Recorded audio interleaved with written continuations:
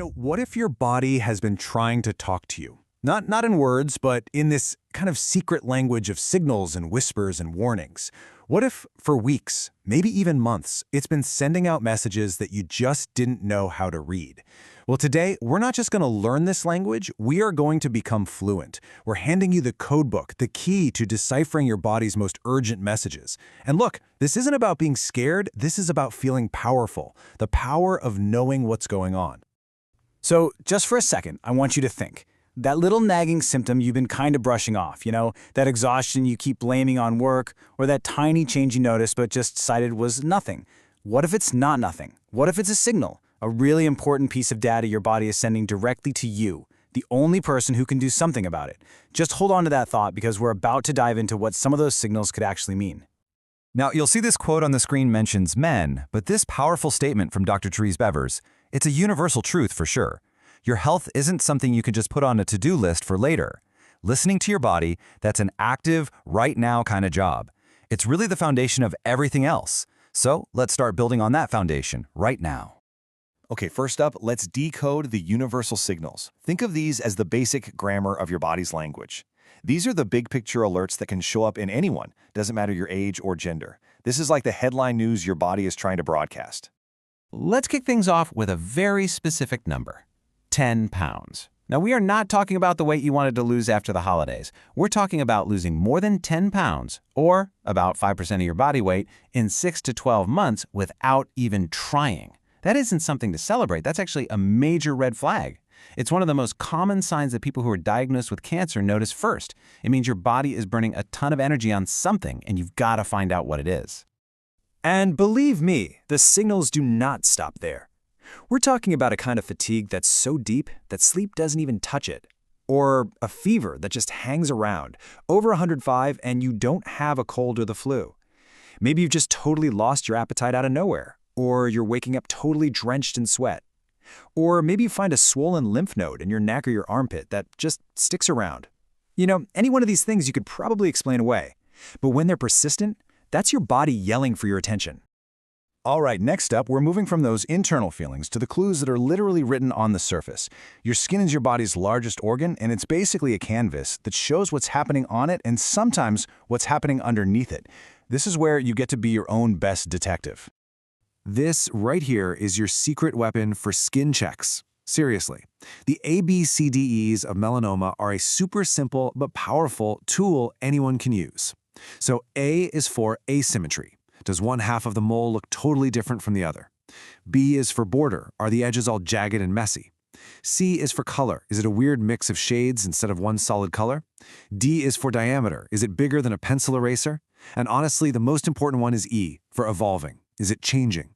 Any mole that's new or changing in size, shape, or color needs to be seen by a doctor. Period. Finding a new lump anywhere is scary, no doubt, but knowing a little more can help take some of that fear away. So let's get this straight.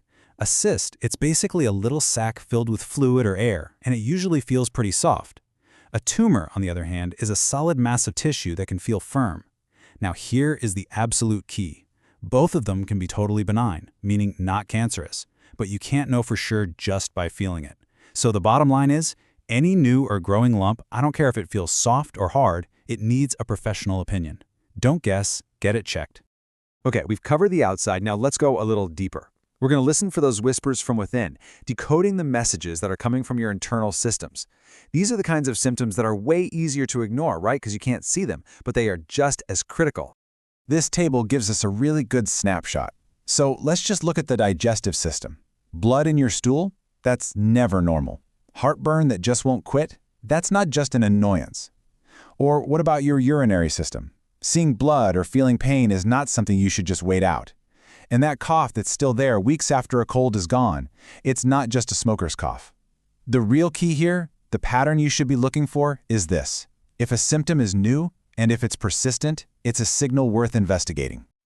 All right, now the code gets a little more personal. While a lot of these signals are universal, some are very specific. Your body has unique ways of communicating based on your biology, and becoming fluent in this part of the language is absolutely essential if you want to be proactive about your health. For women, breast awareness is just so critical. A lot of cancers are actually found by women themselves, We're talking about any new lump for sure, but also be on the lookout for other changes. Skin that looks red or scaly or even dimpled, kind of like an orange peel. Any changes to the nipple, like if it starts to turn inward, or any discharge that isn't breast milk. And then beyond the breast, any bleeding that's unusual for you, like between your periods or any bleeding at all after menopause, can be a key warning sign that needs to be checked out. And for men, please pay attention to these alerts. A painless lump in a testicle is the #1 warning sign of testicular cancer. And when it comes to the prostate, the signs often have to do with urination, a frequent urgent need to go, especially in the middle of the night, a stream that's weak or that starts and stops, pain when you urinate or seeing blood in your urine or semen. Now, a lot of these can also be symptoms of a non-cancerous enlarged prostate called BPH, but you can't make that call yourself. These signals absolutely warrant a conversation with your doctor. So you've learned how to recognize a signal. You've heard the whisper. Now comes the most important part of all. What do you do next? This is where we move from just knowing things to having a clear, concrete, and really empowering plan of action. I really need you to let this one sink in. Spotting one of these signs does not mean you have cancer, okay? It is not the finish line. It is the starting line. It's the beginning of a conversation. It is your cue to take control, to be proactive, and to team up with your doctor to get the answers you need. It's a moment of empowerment, not a moment of panic. And when you have that conversation with your doctor, I want to give you a really powerful term to use. It's a concept that medical pros rely on, and now you can too. It's called safety netting. And this isn't just some vague advice to keep an eye on it. No, it's a structured professional process for monitoring symptoms.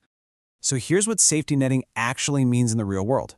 It means you and your doctor agree on a concrete plan. If a symptom doesn't need an urgent referral, you can actually ask, so what's our safety netting plan for this? It means you define exactly when you should come back for a review, what specific changes to look for, and what the next steps will be if things don't get better. This turns all that vague uncertainty into a clear, actionable strategy. It's you taking an active role in your own care. This is the ultimate takeaway. This is why we're talking about all of this. All the amazing technology, all the treatments in the world, they all take a back seat to your most powerful weapon against cancer, your own awareness. Detecting something early, when it's small and hasn't spread, it just dramatically improves the options and the outcomes. Your attention is the very first and most important step in that whole process. So, we've given you the code book. We've translated the signals. The hidden language of your body is now basically an open book for you. The only question left is a personal one. You've learned the language. So, are you ready to truly listen,